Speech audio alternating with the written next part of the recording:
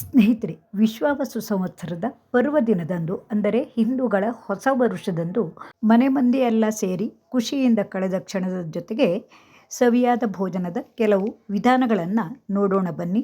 ಈ ವಸಂತ ಮಾಸದಲ್ಲಿ ಹಣ್ಣುಗಳನ್ನು ಹಂಚಿ ತಿನ್ನುವುದರಿಂದ ಫಲವು ಜಾಸ್ತಿ ಅಂತ ಹಿರಿಯರು ಹೇಳುತ್ತಾರೆ. ಹಬ್ಬದ ದಿನದಂದು ಅಥವಾ ನಾವು ಯಾವುದಾದ್ರೂ ಸಿಹಿ ತಿಂಡಿಯನ್ನು ಮಾಡಿದವಾಗ ದೇವರಿಗೆ ಅರ್ಪಿಸಿ ತಿನ್ನಬೇಕು. ಹಾಗೆಯೇ ಹಬ್ಬದ ದಿನದಂದು ನಮ್ಮಲ್ಲಿ ಈರುಳ್ಳಿ ಬೆಳ್ಳುಳ್ಳಿಯನ್ನು ಹಾಕದೆ ಅಡುಗೆ ಮಾಡುವ ಸಂಪ್ರದಾಯವಿದೆ ಮತ್ತು ಅದರ ರುಚಿಯನ್ನು ನೋಡದೆ ದೇವರಿಗೆ ಅರ್ಪಿಸಿ ಆಮೇಲೆ ಪ್ರಸಾದ ರೂಪದಲ್ಲಿ ಸ್ವೀಕರಿಸುತ್ತೇವೆ. ಈ ಯುಗಾದಿ ಹಬ್ಬದಂದು ನಾವೆಲ್ಲ ಸೇರಿದವಾಗ ಊಟಕ್ಕಾಗಿ ನಮ್ಮ ಹವ್ಯಕ ವಿಶೇಷದ ಮಾಚಿಪತ್ರೆ ತಂಬುಳಿ, ಕ್ಯಾರೆಟ್ ಮತ್ತು ಸೌತೆಕಾಯಿ ಮಾವಿನಕಾಯಿಯನ್ನು ಸೇರಿಸಿದ ಕೋಸಂಬರಿ, ಕಂಚಿಕಾಯಿಯ ಮಸಾಲೆ, ತೋತಾಪುರಿಯ ಸಿಹಿ ಉಪ್ಪಿನಕಾಯಿ, ಮುರುಗಲಕಾಯಿಯ ಉಪ್ಪಿನಕಾಯಿ, ಅಗಸೆ ಬೀಜದ ಚಟ್ನಿ ಪುಡಿ, ಮಾವಿನಕಾಯಿಯ ಚಟ್ನಿ, ಎಲ್ಲ ತರಕಾರಿ ಹಾಕಿ ಮಾಡಿದ ಹುಳಿ. ಆ್ಯಪಲ್ ಪಿಕ್ ಕಾರ್ಯಕ್ರಮದಲ್ಲಿ ಸಾಗರ ಪ್ರಾಂತ್ಯದ ಅಶ್ವತ್ಥಣ್ಣ ಮತ್ತು ನಿವೇದಿತಾ ಅವರ ಮನೆಯಲ್ಲಿ ಮಾಡುವಂತಹ ಮಾವಿನಕಾಯಿಯ ಟ್ರಾಯ್, ಇವೆಲ್ಲವೂ ಅನ್ನದೊಡನೆ ಸವಿಯುವ ಅಡುಗೆಗಳಾದರೆ ಬದನೆಕಾಯಿಯ ವಾಂಗಿಭಾತ್, ಗರಿಗರಿಯಾದ ಅಂಬೊಡೆ, ಮಾವಿನ ಹಣ್ಣಿನ ಕಾಯಾಲು, ಹಾಗೆಯೇ ಕ್ಯಾರೆಟ್ ಹಲ್ವಾ ಇವೆಲ್ಲವೂ ರುಚಿಯನ್ನು ಹೆಚ್ಚಿಸುವ ಅಡುಗೆಗಳಾಗಿದ್ದವು.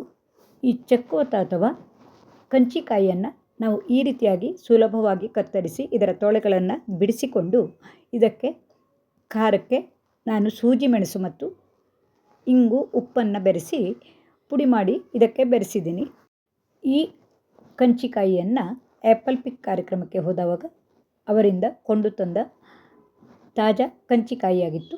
ಈ ರೀತಿಯಾಗಿ ರುಚಿಯನ್ನು ಹೆಚ್ಚಿಸಿ ದೇವರಿಗೆ ಅರ್ಪಿಸಿ ಆಮೇಲೆ ನಾವೆಲ್ಲ ಪ್ರಸಾದ ರೂಪದಲ್ಲಿ ಸೇವಿಸಿದ್ದು. ನಾನಿಲ್ಲಿ ನಾನು ಮಾಡಿದ ಕೆಲವೇ ಅಡುಗೆಗಳ ವಿಧಾನಗಳನ್ನಷ್ಟೇ ತೋರಿಸಿದ್ದೀನಿ. ನಿಮಗೆ ಯಾವುದಾದ್ರೂ ನಾವು ಮಾಡುವ ಅಡುಗೆ ಬೇಕಾದಲ್ಲಿ ನೀವು ಕಮೆಂಟ್ ಮೂಲಕ ಕೇಳಿದರೆ ಅದರ ವಿಡಿಯೋವನ್ನು ಹಾಕುತ್ತೇನೆ. ನಾನಿಲ್ಲಿ ಕೋಸಂಬರಿಗಾಗಿ ಹೆಸರುಬೇಳೆ ಮತ್ತು ಅಂಬೊಡೆಗಾಗಿ ಕಡಲೆಬೇಳೆಯನ್ನು ನೆನೆ ಹಾಕಿದ್ದೀನಿ. ಈ ಅಂಬೊಡೆ ಮಾಡುವ ವಿಧಾನದ ವಿಡಿಯೋವನ್ನು ಸಹ ಹಿಂದಿನ ವಿಡಿಯೋಗಳಲ್ಲಿ ತೋರಿಸಿದ್ದೆ. ಕಡಲೆಬೇಳೆಯಷ್ಟನ್ನು ಹಾಕಿ ಈ ಗರಿಗರಿಯಾದ ಚಟ್ಟಂಬಡೆಯನ್ನು ಮಾಡಿದರೆ ಮರುದಿನವೂ ಗರಿಗರಿಯಾಗಿ ಇರುತ್ತದೆ ಮತ್ತು ಜಾಸ್ತಿ ಎಣ್ಣೆಯನ್ನು ಹೀರುವುದಿಲ್ಲ.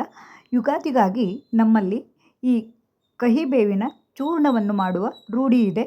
ಮರೀಚ ಹಿಂಗು ಲವಣ ಜೀರಿಕಾ ಗುಡಮಿಶ್ರಿತಂ ಅಜಮೋದಾಯತಂ ಕೃತ್ವ ಭಕ್ಷಯೇತ್ ರೋಗಶಾಂತಯೇ ಶತಾಯುವಜ್ರದೇಹಾಯ ಸರ್ವಸಂಪತ್ಕರಾಯ ಚ ಸರ್ವಾರಿಷ್ಟ ವಿನಾಶಾಯ ಸನಿಂಬ ಗುಡಭಕ್ಷಣಂ. ಈ ಕಹಿಬೇವಿನ ಚೂರ್ಣಕ್ಕೆ ಕಾಳುಮೆಣಸು, ಇಂಗು, ಉಪ್ಪು, ಜೀರಿಗೆ, ಬೆಲ್ಲ, ಓಮ ಇವೆಲ್ಲವನ್ನು ಹಾಕಿ ತುಪ್ಪವನ್ನು ಹಾಕಿ ಕಹಿಬೇವಿನ ಚಿಗುರೆಲೆಗಳನ್ನು ಹುರಿದು ಅವುಗಳ ಚೂರ್ಣವನ್ನು ಮಾಡಿ ತಿನ್ನುವುದರಿಂದ ಅನಿಷ್ಟಗಳು ದೂರವಾಗಿ ಆರೋಗ್ಯಕರ ಶರೀರವನ್ನು ಹೊಂದಿ ಶತಾಯುಗಳಾಗುತ್ತೇವೆ ಅನ್ನುವ ಹಿರಿಯರ ಮಾತಿದೆ. ಹಾಗಾಗಿ ನವ ಸಂವತ್ಸರದಂದು ಈ ಕಹಿಬೇವಿನ ಚೂರ್ಣವನ್ನು ಮಾಡಿ ದೇವರಿಗೆ ಅರ್ಪಿಸಿ ನಂತರ ಪ್ರಸಾದ ರೂಪದಲ್ಲಿ ಸೇವಿಸುತ್ತೇವೆ.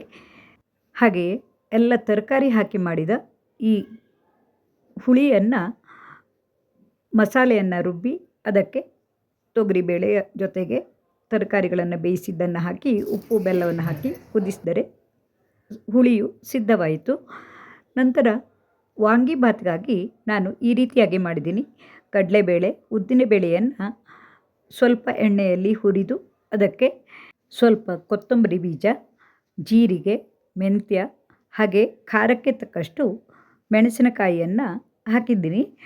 ಕರಿಬೇವು ಮತ್ತು ಇಂಗನ್ನು ಹಾಕಬೇಕಿತ್ತು. ನಾನು ಆಮೇಲೆ ಸ್ವಲ್ಪ ಹುರಿದು ಇದರ ಜೊತೆಗೆ ಸೇರಿಸಿ ಆರಿದ ಮೇಲೆ ಮಿಕ್ಸಿ ಜಾರ್ಗೆ ಹಾಕಿಕೊಂಡು ಜೊತೆಗೆ ಹುಣಸೆ ಹಣ್ಣನ್ನು ಸೇರಿಸಿ ಪುಡಿ ಮಾಡಿಟ್ಟುಕೊಂಡಿದ್ದೀನಿ. ಎಲ್ಲ ಅಡುಗೆಗಳನ್ನು ಒಮ್ಮೆಲೇ ಮಾಡಬೇಕಾದ್ದರಿಂದ ಕೆಲವೊಂದು ವಿಡಿಯೋಗಳನ್ನು ಮಾಡಲು ಸಾಧ್ಯವಾಗಿಲ್ಲ. ನಂತರ ಒಂದು ಕುಕ್ಕರ್ ಪಾತ್ರೆಯನ್ನು ಇಟ್ಟು ಅದರಲ್ಲಿ 1-2 ಚಮಚ ಎಣ್ಣೆಯನ್ನು ಹಾಕಿಕೊಂಡು ನಾನಿಲ್ಲಿ ಹಸಿ ಕಡಲೆ ಬೀಜವನ್ನು ತೆಗೆದುಕೊಂಡಿದ್ದೀನಿ. ಸ್ವಲ್ಪ ಸಾಸಿವೆ, ಕರಿಬೇವು ಹಾಗೆ ತುರಿದಿಟ್ಟುಕೊಂಡ ಕೊಬ್ಬರಿ ಮತ್ತು ಈ ಪುಡಿ ಮಾಡಿಟ್ಟುಕೊಂಡ ವಾಂಗಿಭಾತ್ ಪುಡಿಯನ್ನು ಹಾಕಿ ಒಮ್ಮೆ ಕೈ ಆಡಿಸಿಕೊಳ್ಳಿ.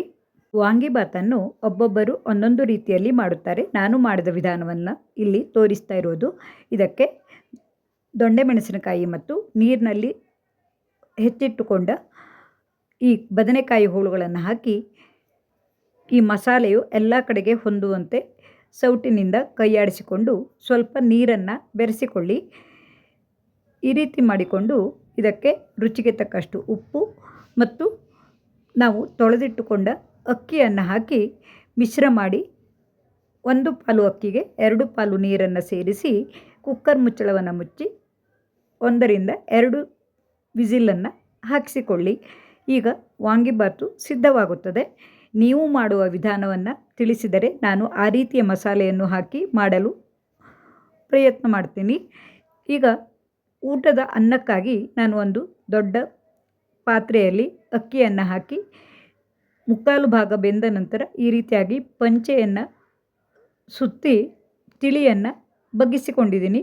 ಸುಮಾರು 14 ಮಂದಿಗೆ ಅನ್ನ ಆಗಬೇಕಾದ್ದರಿಂದ ಒಮ್ಮೆಲೆ ದೊಡ್ಡ ಪಾತ್ರೆಯಲ್ಲಿ ಈ ರೀತಿಯಾಗಿ ಬೇಯಿಸಿಕೊಂಡರೆ ಸುಲಭವಾಗುತ್ತದೆ. ಕುಕ್ಕರ್ನಲ್ಲಾದರೆ 2-3 ಸಲ ಅನ್ನ ಮಾಡಬೇಕಾಗುವುದರಿಂದ ಈ ರೀತಿ ತಿಳಿಯನ್ನು ಬಗ್ಗಿಸಿಕೊಂಡು ಅನ್ನವನ್ನು ಮಾಡಿದ್ದೇನೆ.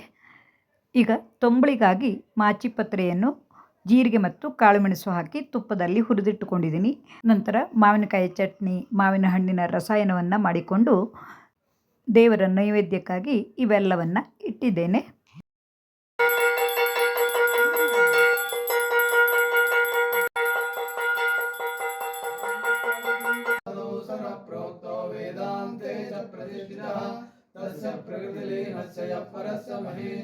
ಹೀಗೆ ಈ ಹೊಸ ವರ್ಷದ ವಿಶ್ವಾವಸು ಸಂವತ್ಸರದ ಈ ಪರ್ವಕಾಲವು ನಮ್ಮ ಮನೆ ಮಂದಿಗೆಲ್ಲ ಖುಷಿಯನ್ನು ತಂದ ಸಂತಸ ಸಮಯದ ಜೊತೆಗೆ ಸವಿಯಾದ ಭೋಜನದ ವಿಡಿಯೋವನ್ನು ನಿಮ್ಮೊಡನೆ ಹಂಚಿಕೊಂಡಿದ್ದು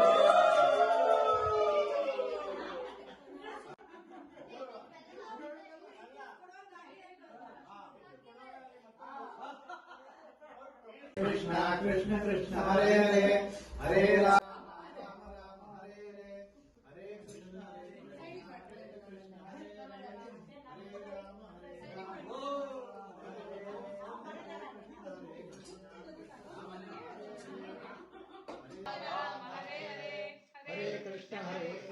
कृष्ण कृष्ण हरे हरे हरे राम राम राम हरे हरे हरे कृष्ण